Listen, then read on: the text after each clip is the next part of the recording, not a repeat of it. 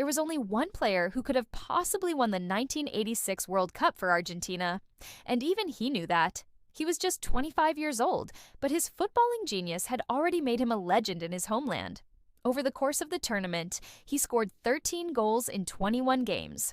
Only Eusebio had ever managed more at a World Cup finals, but the Portuguese only achieved that in 4 tournaments. Maradona managed it in 1. It took him just 5 games to break Eusebio's record of 9 goals. And when he did so, he was playing against Belgium, the world's number 3 ranked team. Maradona was born in the slums of Buenos Aires. Football was his escape from the shanty town where he grew up. The story goes that he kicked a ball made out of rags and led his local team to victory over the wealthy kids from the neighborhood. Soon he was playing for the local club, though, and then he was called up to the national team at just 17. He didn't disappoint. In 1982, at his first World Cup finals, he scored 2 goals in 4 games. Argentina lost in the quarterfinals, but Maradona was the young player of the tournament.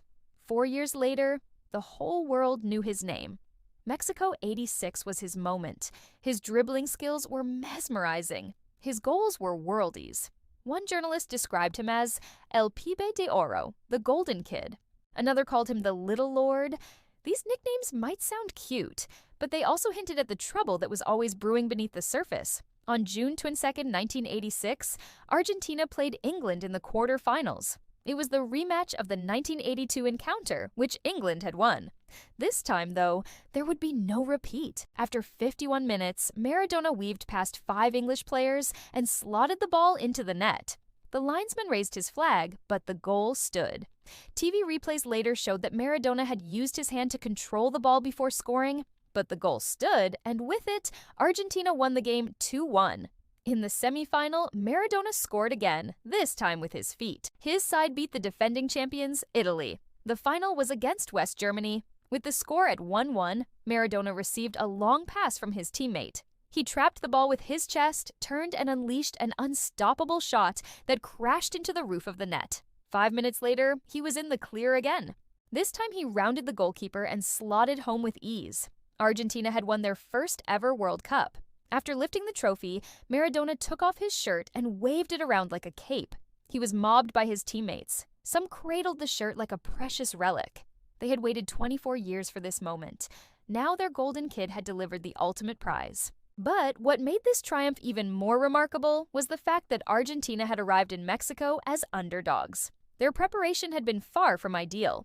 The team was plagued by injuries and internal squabbles. The coach had been forced to resign just a few weeks before kickoff. All of this meant that few people gave them a chance. The bookies had them down as 66-1 outsiders. For his part, Maradona had arrived in Mexico without much fanfare. Unlike today's global superstars, he didn't do many interviews. There were no multi-million-dollar sponsorship deals. In fact, when he stepped off the plane in Mexico City, he was wearing the same clothes as when he left Argentina. A reporter asked him why the others hadn't bothered to change. Maradona replied, "What do you mean? I only brought one change of clothes, and these are the ones I'm wearing." This was a player who shunned the limelight, a superstar who lived life on his own terms. He played for Barcelona and Napoli, 2 of the biggest clubs in Europe. At the peak of his powers, he was arguably the best player in the world. On an individual level, he won everything there was to win. But the Golden Kid was tarnished by controversy. In 1991, he tested positive for drugs. The ban came as no surprise. Throughout his career, Maradona had courted trouble. He'd picked up numerous yellow and red cards. Once, he headbutted a player and broke his nose. Another time, he stamped on the assistant referee who had given a penalty against him. In 1994, at the age of 33, he was banned for 15 months after testing positive for drugs at the World Cup finals in the United States. This time, though, there was no hiding place. Cameras caught him as he tried to sneak a little white powder into his mouth. He was caught red-handed, and this time he couldn't blame the dodgy burrito. It was the end of his second coming. The Golden Kid was gone, but the legend remained. Diego Armando Maradona was born on October 30th, 1960. He died on November 25th, 2020, just weeks after his 60th birthday.